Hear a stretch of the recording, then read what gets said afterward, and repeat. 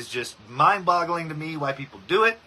And the reason that they do it is not based in any kind of science whatsoever. It's not how plants work.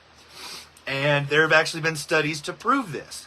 And so I was getting into a conversation online with somebody the other day. He grows the best weed in the world and all this kind of stuff. And he said he doesn't know anybody that doesn't flush. That's not anything. I don't care about your feelings when it comes to these things, okay? That there are two main studies that have actually shown that what you think you're doing when you're flushing a plant. And what do I mean by flushing a plant, guys? Flushing a plant is what I am referring to. There's two different times when people flush, okay? If you have a salt buildup because you're using bottled newts and you need to correct a rhizosphere pH issue, flushing is totally okay. You're going to want to flush with 3 times the volume of water of whatever pot you're using. Okay, but that's not what we're talking about here today. We're talking about the long-standing myth of using water to clear out nutrients from the soil to remove them from the plant tissue. Guys, that's not how plants work. That's just not a thing.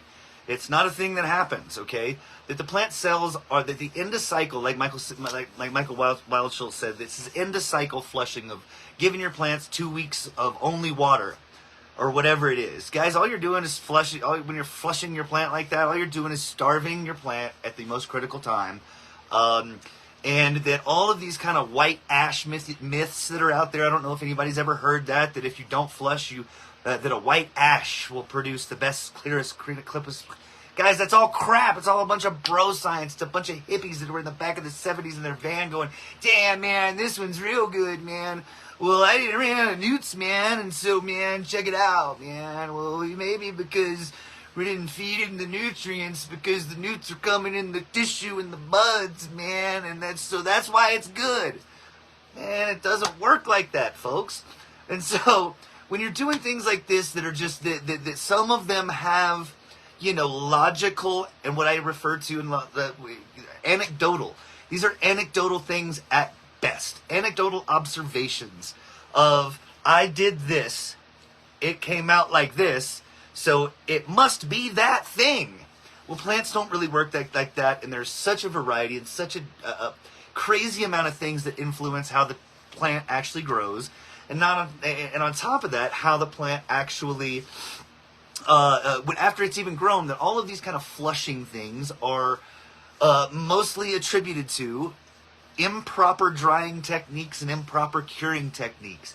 If you've got water content that's too high in your bud and you try to light it on fire, it's going to give you a gray ash at the end. It's not going to taste right. It's going to taste harsh. Okay, drying is very important. And so somewhere along the line, somebody decided that, hey, that they're pouring water on your plant, but for the, pouring water on your plant at the end of the life cycle does something to it. I have 2 verifiable actual studies that prove this is not a thing.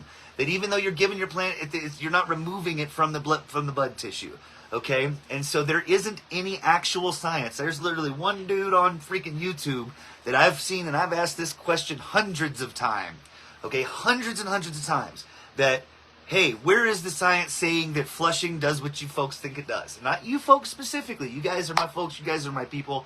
Folks in general, okay? Is that somehow that taking water and putting it through your rhizosphere is going to remove the nitrogen, potassium, and phosphorus in your plant tissue is just not a thing.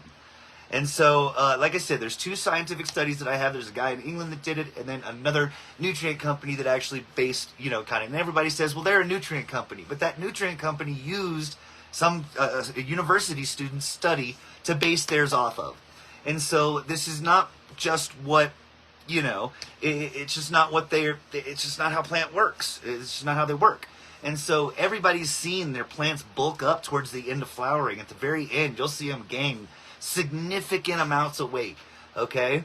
And so it's counterintuitive to try to remove what's feeding them and causing that cellular division inside that plant and causing them to gain weight.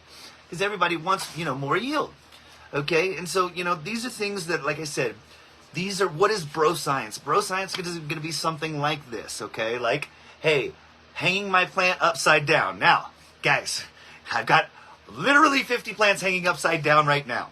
But the reason people started doing it like that is because they thought that the THC would magically, that top bud at the very bottom, that gravity would somehow pull the THC, and it would be at the end, at the very, very end of the bud, at the top, because of gravity. Again, that's not how the plants work. This is not a thing. They're cut down, and they're in the, the cannabinoid contents in the trichome head, and they're all stuck where they are. But this is just kind of a thing that where we didn't have science, and they didn't have science and things, and able to, put these kind of hypotheses through the scientific method. That's the rigors of the scientific method, folks. It can't be refuted, it can't be denied. Okay, and so when you've got somebody that actually takes the time to get a control group, to get variables, to test those variables, and then run it through the scientific method in a formula, and actually formulate a test for it, and then produce a study based on that, okay, that's going to be the thing that we have to use. And until there's other science to say otherwise, flushing don't do nothing, drilling a hole in the middle of your plant that the stalk doesn't stress the phylum out or the xylem to make it. The 48 hours of darkness, guys, stop doing that to your plants. This is not, you don't magically make trichomes at the end of the... Trichomes take anywhere from 4 to 8 to 12 weeks to fully develop. You're not going to do anything at all to a trichome in 48 hours. I don't care if you give it dark. The only thing you can do is you can fry it. But when you give these plants, whenever you give these kind of conditions, what happens when you put a plant into darkness? Okay?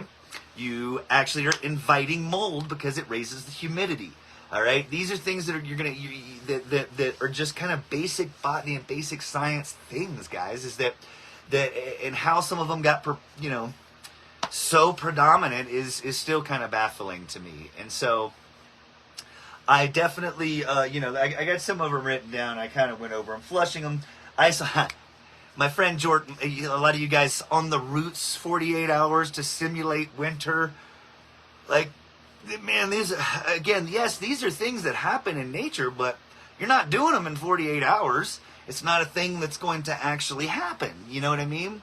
One thing that I will say that is there, and again, this is based on a scientific study, and it was done by Grove Bags, and I looked in depth into the actual study that they did when they were doing their terp-like technology, and they were doing a study about it was inadvertently about 24 hours of darkness or 48 hours of darkness. Now, we do know that terpenes are degraded with light heavily, okay? And so there is some potential theoretical and actual science behind giving a plant a period of darkness before you harvest it for the terpene preservation. Not for magically producing trichomes in a day, guys. All right? Not a thing. But in order to preserve those terpenes, cutting your lights off a few hours, doing it in darkness, there is some science back to that, and it could be a thing. Okay? And so again, we need more data on it, but there's some preliminary things that have suggested and hinted that yes, that could be a benefit. Again, not for 48 hours to try to produce magic trichomes, but in order to try to preserve those terpenes. That's again the name of the game when you're drying and curing cannabis is that you've got oh hey, that reminds me, Ed, before I forget, Ed Ola's new